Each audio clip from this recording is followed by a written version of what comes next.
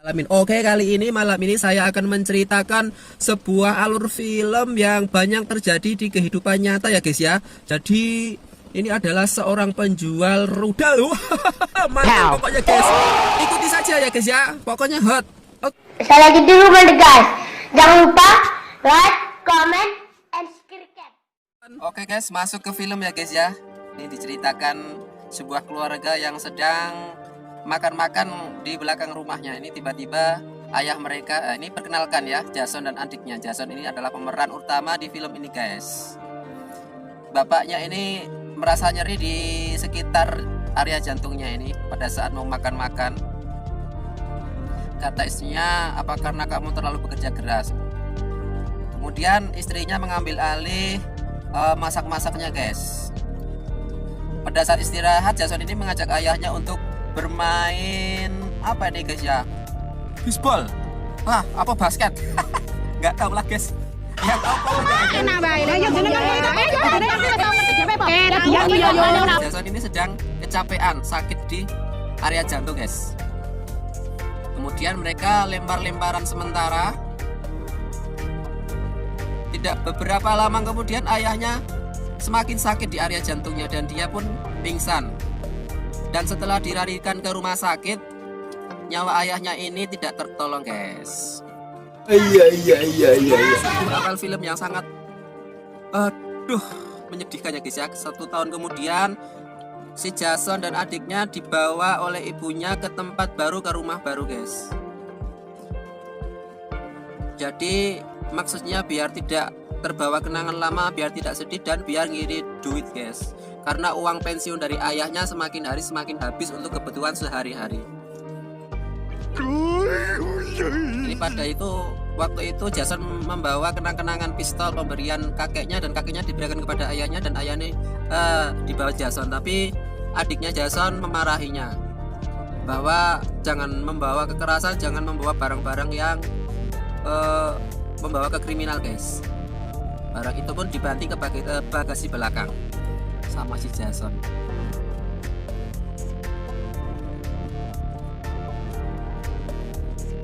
Jason sedih karena dia merasa masih terngiang-ngiang sama almarhum bapaknya. Kemudian dia melempar bola yang ternyata di balik rerimbunan itu ada seorang laki-laki yang sedang bersih-bersih. Jason meminta maaf karena tidak sengaja melempar bola tersebut. Namanya Cat ya guys ya, bukan kucing loh. Mereka pun ngobrol-ngobrol guys. Ternyata mereka itu satu sekolahan, satu SMA. Jadi Jason ini pindah ke SMA baru. Tak berapa lama si Cat ini dipanggil oleh seorang perempuan yang berbaju merah. Yang jelas bukan si manis jembatan Ancol guys. Si Cat pun pergi bersama perempuan yang memanggilnya tadi. Si Cat ini berkata bahwa dia bekerja di tempat sebelahnya Jason, tetangganya Jason ini. Ya, ini juragannya Cat. Kemudian Jason pun pergi ke dalam rumah untuk membantu ibunya beres-beres rumah. Ibunya menjelaskan bahwa uang tabungan sudah habis. Pensiunan ayahnya juga semakin menipis. Jadi ibunya mau nggak mau harus pindah rumah. Ini adalah Mrs. Queen ya, Miss Queen. Perempuan cantik ini adalah tetangga Jason. Dia membawakan beberapa box kue untuk ibunya Jason guys. Kemudian Miss Queen ini melirik Jason yang sedang berada di tangga. Miss Queen ini melihat agak simpati atau gimana atas ketampannya Jason ini guys. Ibunya Jason merasa beruntung karena tadi sebenarnya mau pesan pizza tapi malah sudah dikirimi roti sama Miss Queen. Kemudian Jason berkenalan dengan Miss Queen ini. Miss Queen ini adalah janda tanpa anak ya guys ya. Masih terlihat bulat-bulat kecantikannya. Aduh, orang luar negeri itu cantiknya nggak habis-habis. Kemudian dia menceritakan Miss Queen menawari Jason itu pekerjaan potong rumput ya guys ya.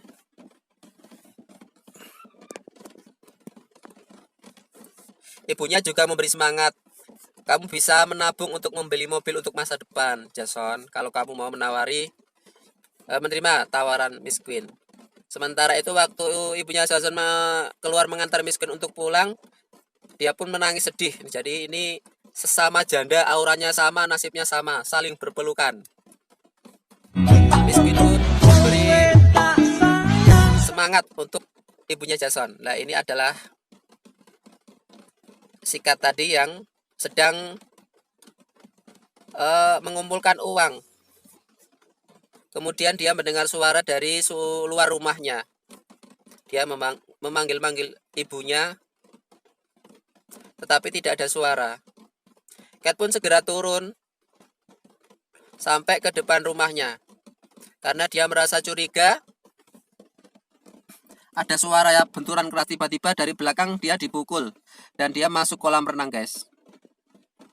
Ketika dia mau bangun dari kolam renangnya, orang yang memukul tadi menjambaknya dan menyelupkannya ke dalam air kolam sehingga si Cat ini kehabisan napas dan meninggallah si Cat ini.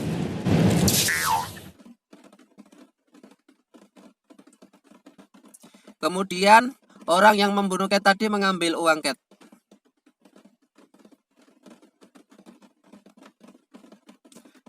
Kemudian waktu si Jason sama keluarganya nonton TV, dia melihat tayangan si Cat Griffith ini meninggal diberitakan di dalam TV. Hasil penelitian polisi bahwa si Jason ini meninggal karena tenggelam ya guys ya, bukan karena pembunuhan. Jadi tidak sesuai dengan kenyataan. Si Jason berbicara bahwa dia kemarin sempat ngobrol dengan Cat. Dia menceritakan dia bekerja di halaman belakang tetangga kita atau Miss Queen. Nah, ini adalah sekolahannya Jason dan adik-adiknya Jason. Jadi ini sekolah baru. Ibunya memberi semangat kepada adiknya dan Jason supaya mereka ceria, semangat. Meskipun berpindah, si Jason berkenalan dengan seorang pria bernama Daniel. Dan ini adalah Clara. Clara ini sering lirik-lirikan sama si Jason. Karena secara atletis si Jason ini tinggi ya guys ya, tinggi tampan. Tuh lirik lagi.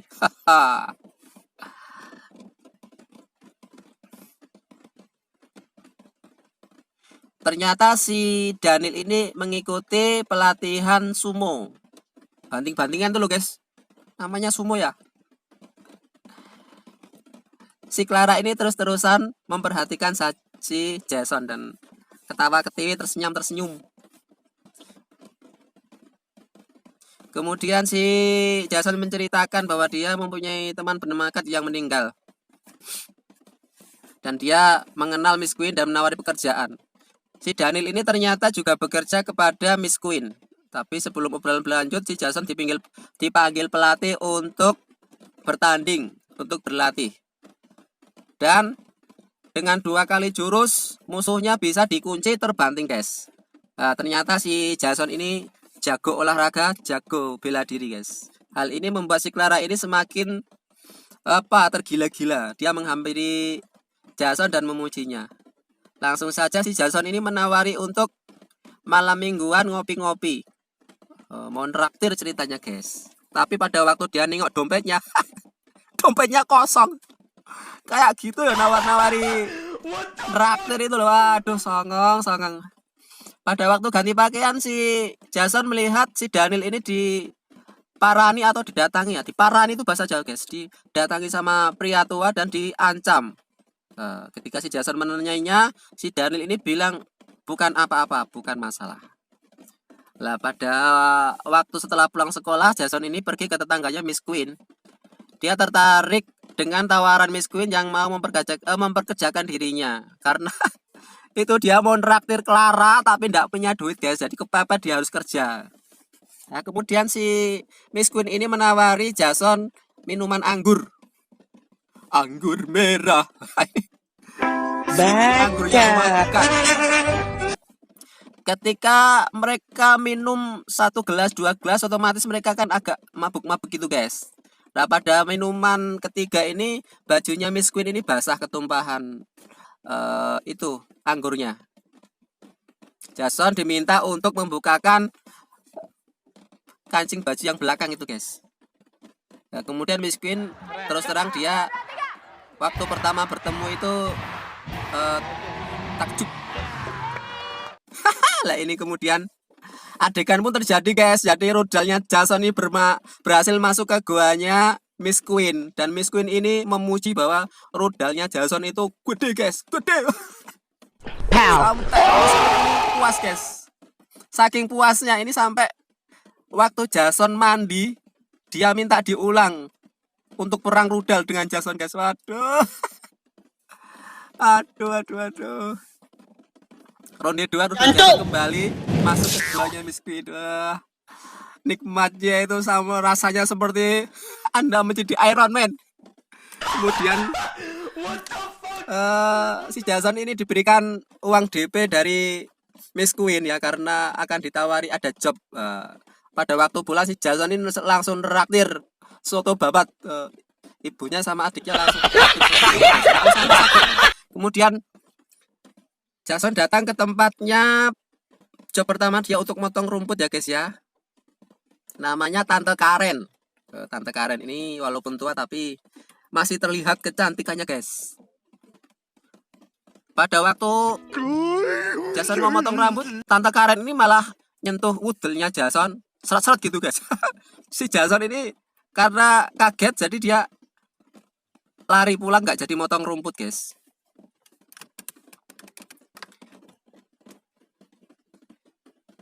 Ini meski Tante Karen ini agaknya jadi kecewa karena hasratnya tak terpenuhi.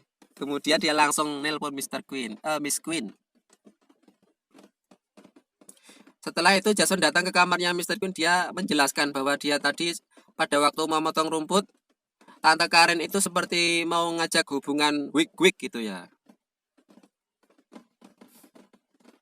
Kemudian si Miss Queen ini menjelaskan, dia meminta maaf bahwa sebetulnya memang itu pekerjaannya. Dia disuruh untuk menjadi pemuas tante-tante. Dia sebenarnya, jadi para tante-tante ini adalah wanita-wanita kesepian yang suaminya itu sering bekerja di luar kota. Jadi pekerjaannya Miss Queen ini sebetulnya bukan tukang jual aksesoris gincu atau perawatan-perawatan lainnya, itu cuma kedok saja. Jadi sebenarnya Miss Queen ini adalah mucikari ya guys ya. Kalau di Indonesia namanya apa itu?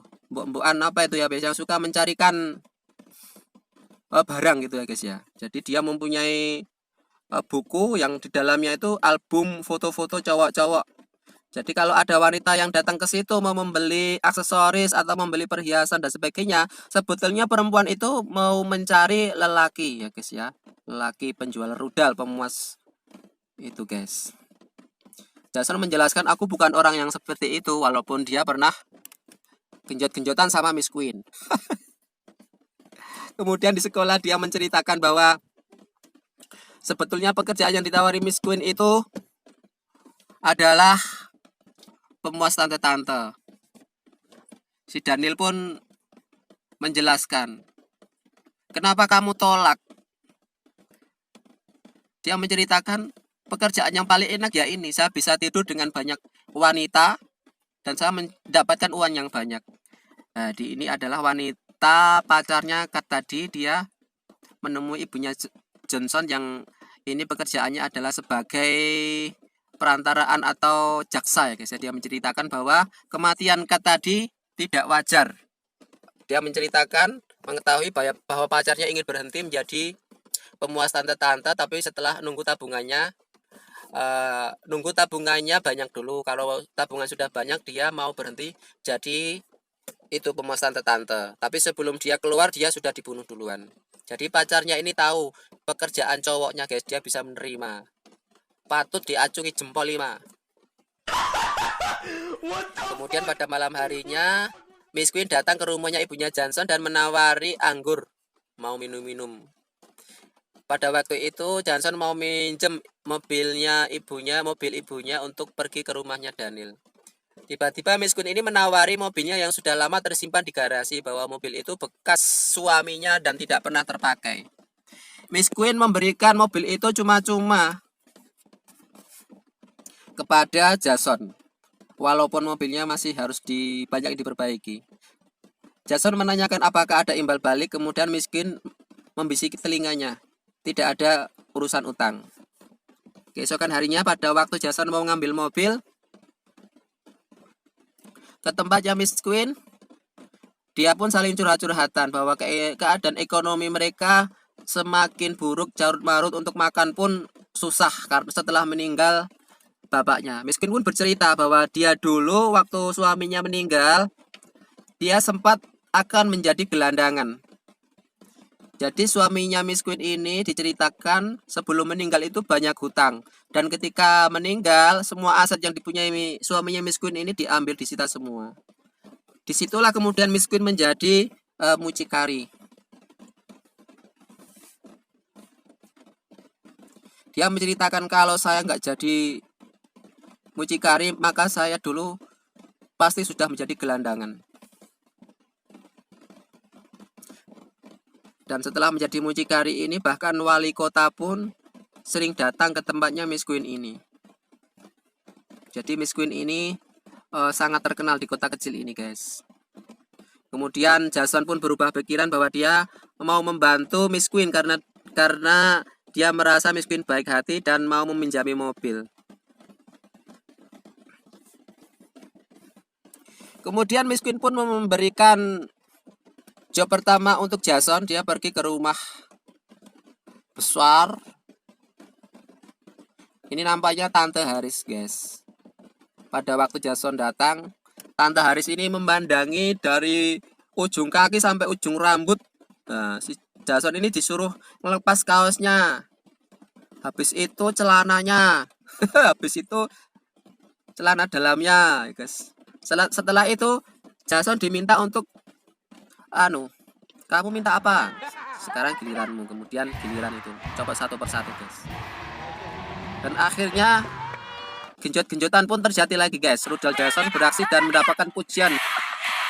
Rudalmu gede banget, Mas. Ya, jadi Jason ini termasuk apa ya, guys ya, pemuas tante-tante yang banyak orderannya karena dia itu mungkin karena posturnya tinggi, jadi rudalnya juga besar, guys. Banyak disukai, banyak yang puas sama si Jason ini. Jadi setiap habis pulang dari tante-tante, ini bagi hasil sama Miss Queen.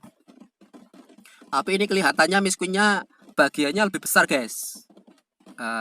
Setelah mempunyai cukup uang, si Jason ini membelikan kalung untuk ibunya. Ini pas ulang tahunnya, guys. Jadi ini kesepakatan antara Jason dan adiknya itu dari kita. Nah, pada waktu latihan sumo lagi, guys, karena setiap malam banyak orderan, banyak genjot-genjotan, rudalnya si Jason laris. Tiap malam milik tanda-tanda dan rudalku dihisap ini, guys, sampai sumonya si Jason ini kalah terus, guys. Jadi fisiknya melemah.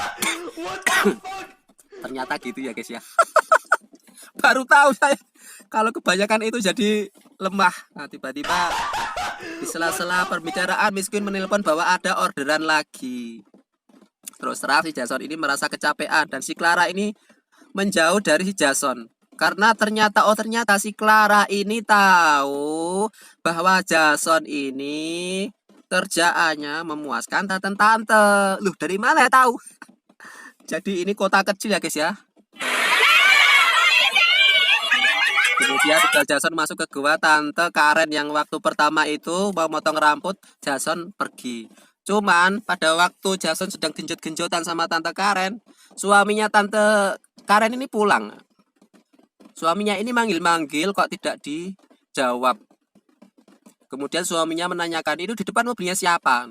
Tante Karen bilang, tidak tahu, mungkin tetangga atau orang iseng. Kemudian si tante Karen ini untuk bisa menyelamatkan diri dari suaminya biar tidak tahu, dia mengajak wig-wig suaminya. Dan dia mengode si Jason untuk segera pergi waktu suaminya itu klimaks, guys. Cuman sabuknya si Jason ini ketinggalan di tempatnya tante Karen. Tante Karen ini suaminya punya pistol loh, guys ya. Kemudian si Jason ini protes bahwa suaminya itu sudah gila. Dia melihat di laci lemarinya itu ada pistol. Dia tidak mau ada masalah. Kemudian si Jason ini minta mundur, tetapi si Miss Queen, kita kan sudah punya perjanjian, tapi si Jason mengatakan kita tidak punya perjanjian, saya cuma mau bantu kamu gitu aja.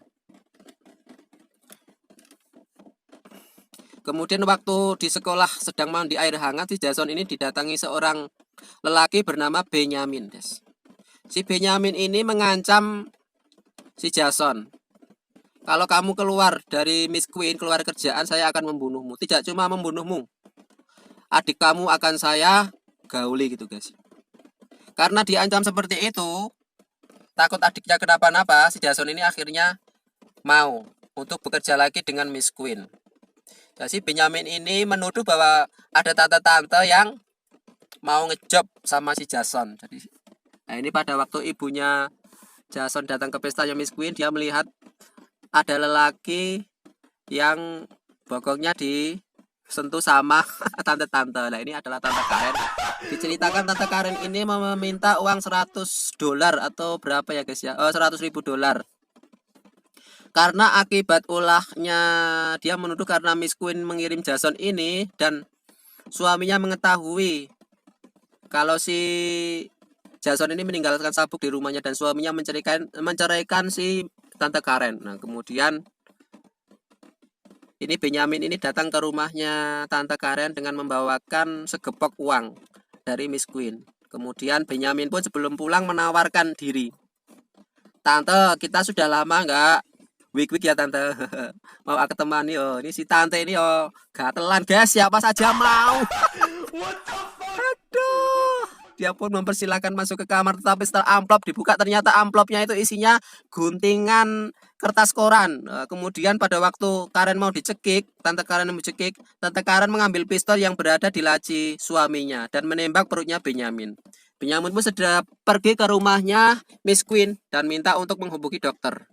Tetapi Benjamin meminta untuk tidak menelpon ambulan, nanti ketahuan polisi. Nah kemudian ternyata Miss Queen pun tidak memanggil dokter, malah membawa jasadnya si Benjamin yang sudah meninggal kehabisan darah ini dibuang. Jancuk. Tidak punya tangan kanan lagi sekarang Miss Queen. Kemudian si Jason berusaha mau menjebak Miss Queen. Pada malam harinya si Jason pun meminta maaf karena sempat keluar dari kerjaan dan dia pun menawarkan diri untuk bekerja lagi. Dan yang datang ini jobnya mainnya genjot-genjotannya di rumah Miss Queen. Nah ini adalah wali kota dan wali kotanya ini gay guys. Jadi Jason ini disuruh memuaskan wali kota atau nanti rudal ketemu rudal guys. Pada waktu itu si Jason sengaja ke kamarnya Miss Queen mencari buku bendel yang ada foto-foto para cowok termasuk Kat tadi yang mau menjebaknya ke polisi guys. Pada waktu itu wali kota datang dan si Jason menendang hidungnya wali kota guys. Dan akhirnya wali kota pun tidak jadi wik-wik dengan Jason. Aduh, wik-wik kok dengan laki sama laki-laki. Ketika si Jason mau keluar, dia ditodong pistol sama Miss Queen.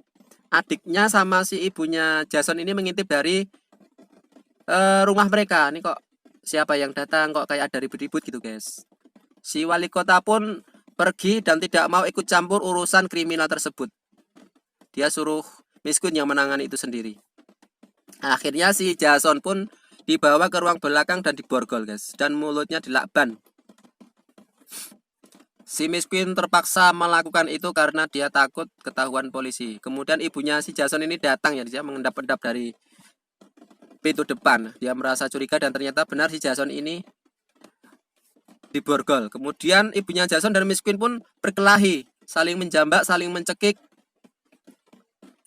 Kemudian ibunya Jason menusuk Miss Queen dengan obeng di samping perutnya dan Miss Queen pun agak lemas ketika mereka berhasil keluar. Ibu Miss Queen mau menembak mereka, tetapi datanglah adiknya Jason dari arah belakang dan menembak Miss Queen. Nah, tembakan alat tembak ini ternyata pemberian dari ayahnya Jason yang sedari tadi tidak boleh untuk buat kriminal guys ya. Kemudian ibunya Jason ini mengadakan pesta di rumah lamanya yang dulu. Dia sepakat untuk tinggal di rumah lamanya dan film pun tamat. Mereka pun bahagia guys. Oke ya guys ya, untuk yang belum subscribe, saya minta tinggalkan subscribe-nya.